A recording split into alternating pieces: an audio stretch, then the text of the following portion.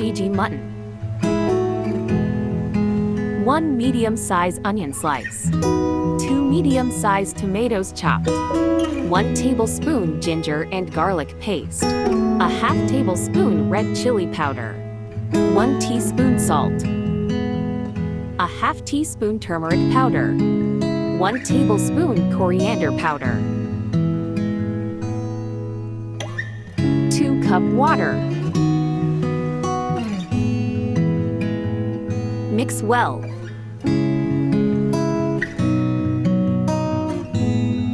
Bring it to boil.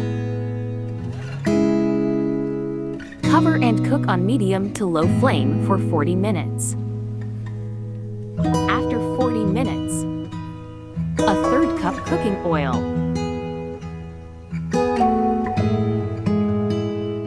Cook on medium flame.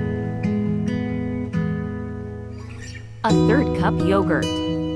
Cook until oil is separated.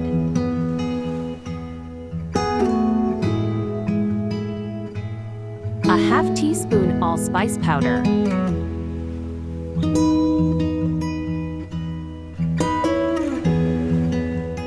Add green chilies and fresh coriander leaves.